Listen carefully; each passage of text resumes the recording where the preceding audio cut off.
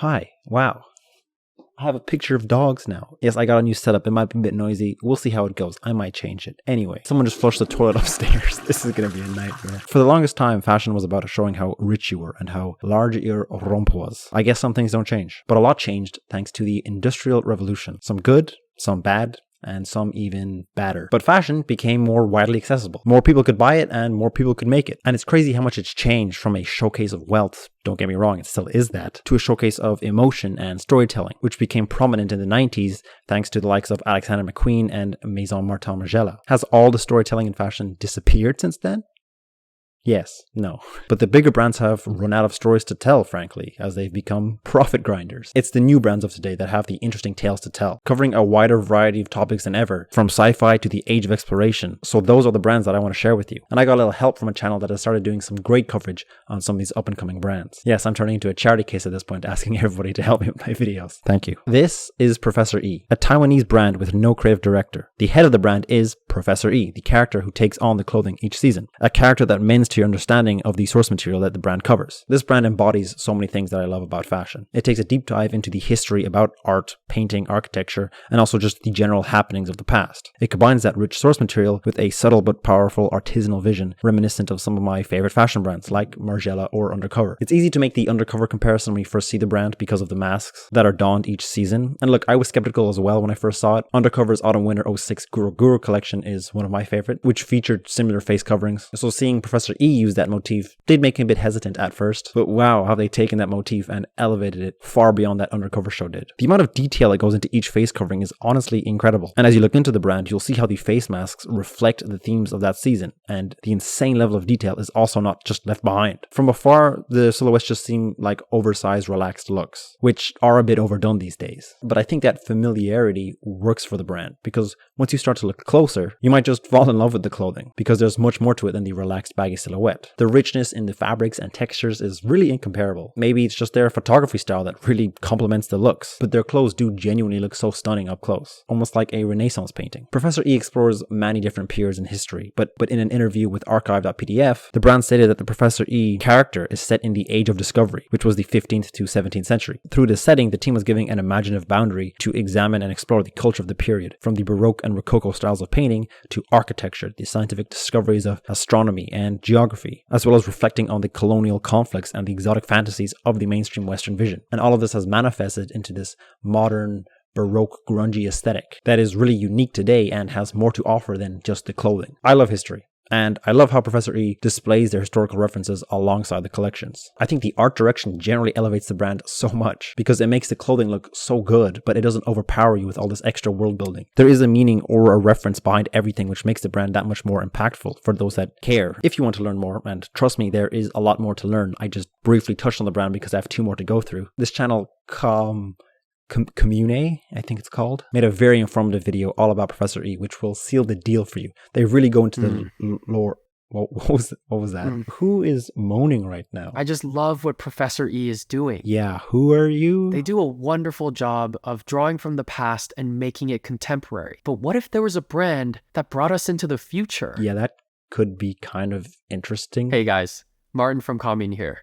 And thanks for having me. Oh, Martin from Commune. Why didn't you say? Take it away. Now, I want you to imagine a story set in a not-so-distant dystopian future, ravaged by a cybernetic virus called Zora. Those that are infected turn blind, tortured by an unending illusion that renders them brain dead. From this chaos, individuals with an immaculate sense of style rise as powerful characters in this universe. This is the story that fuels Malaysian brand Not Enlist. While for many brands, world building is this passive side effect of slowly developing their personality, Not Enlist further develops a lore of a fictional universe throughout every collection. Each piece of clothing can be traced back to a specific character at a particular point in the story. This right here is a brand that incorporates world building straight into its DNA. Not Enlist is creatively headed by Xavier O, who turned to media like Full Metal Alchemist and Gundam to escape the dull realities of growing up in suburban Malaysia. He has described an adolescent desire within him to live within these vivid fantasy worlds.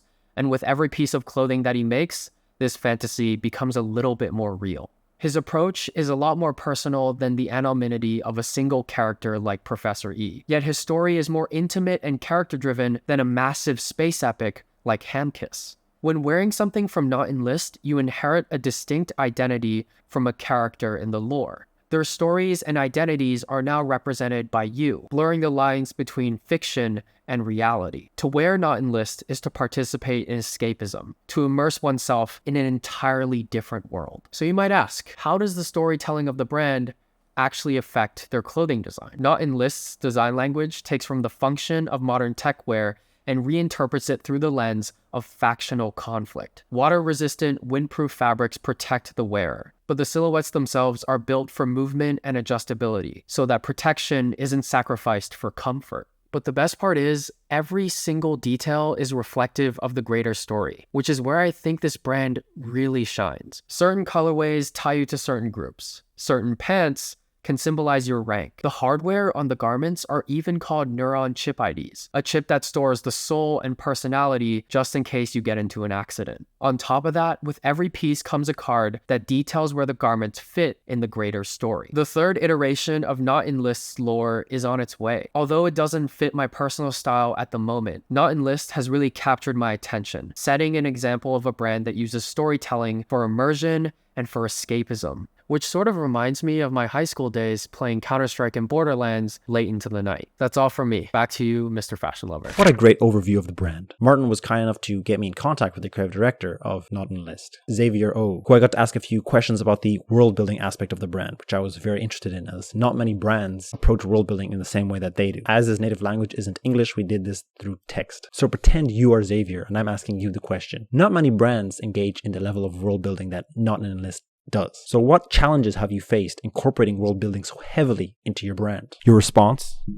To be honest, I struggled to write the story since 2020. I lost count of how many versions of stories since then. Maybe 15? From sci-fi to fantasy setting, from digital virtual space to distant future. Eventually, I chose to set in the near future until far future, all beginning with a digital virus pandemic. I tried to go with a linear storytelling way, like manga, but it didn't work. If the visuals spoil a release, or if the garments release spoil the story. 2022's Elden Ring, directed by Hidetaka Miyazaki's fractional narrative, non-linear storytelling of world building gave me a spark. To make the garments like the items in the game throughout the map. To let the community puzzle out the whole narrative without the creator's direct confirmation. By issuing each piece a unique lore card over time, if the brand can go for 10 to 20 years, it will have an archive full of items where the community can puzzle the whole narrative together. Sometimes I feel the story side is a little overly done. In the end, the garments still need to be the priority. Great answer, great answer. And as the brand grows, how do you plan to expand the lore and world building? At this point, are you still taking it one step at a time, or do you know where it's going? I have a rough overall script for the world, where the frame of world building is set. Just need to fill in the gaps in between. I wrote everything in Chinese first and translated it to English. As my main language, I could go deeper to illustrate the world. More details will be released on the lore page along the garments. I want to connect with others through the brand and the story across the globe. If I can see the audiences form their own forum and making videos on YouTube to explain the lore and debate how the story will go, to collect and trade the garments, to gather in fashion events, that will be fun. In order to achieve that, the brand needs to build the business structure, the supply chain and distribution channels. I hope that the audiences will continue to support the creation and make it grow.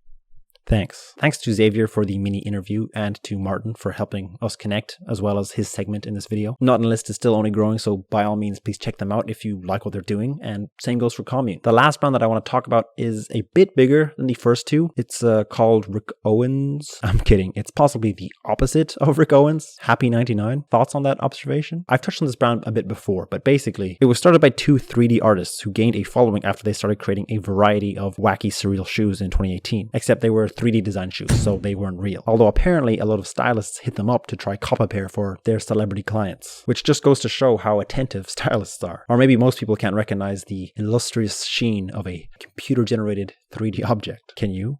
Comment below, I guess. Happy 99 eventually managed to release an actual pair of mystical shoes and started producing other clothes, and so began the physical aspect of Happy 99. And I think they've done a great job in not becoming just another Y2K Instagram brand. I think their unique selling point isn't necessarily in the clothing or the design of the clothes, but in other aspects. One of them being the main topic of this video, their world building and the motives behind the brand, which manifests through their world building. Not saying the clothing design is bad, by the way. You can judge for yourself. I just don't think it's what attracts so many eyes onto Happy 99. See, both artists are avid collectors, but they're wise enough to see the pitfalls of their hobby, which obviously pertains to consumerism and all the problems associated with it. So one way that they try to fight that is by making products that are not meant to be owned and consumed physically, but by the simple act of being enjoyed online. Almost every brand makes online content for your enjoyment, but the content is usually very derivative of the actual products that they're trying to sell you. Happy 99 has gone above and beyond and has created their own 3D world to entertain you with. They make unique content around it and the cute mascots that are a part of the brand. We as consumers get more engaging videos and editorials that will definitely satisfy your nostalgia boner. That's the first time I ever said boner in a YouTube video, I think. Do I get a medal? They've basically created their own 3D cartoon that you can buy merch from, but the clothing has had more thought put into it than the average cartoon merch has. For a new up-and-coming fashion label to work, the clothing has to work or nothing else really does. And Happy 99 makes good clothing that is backed up by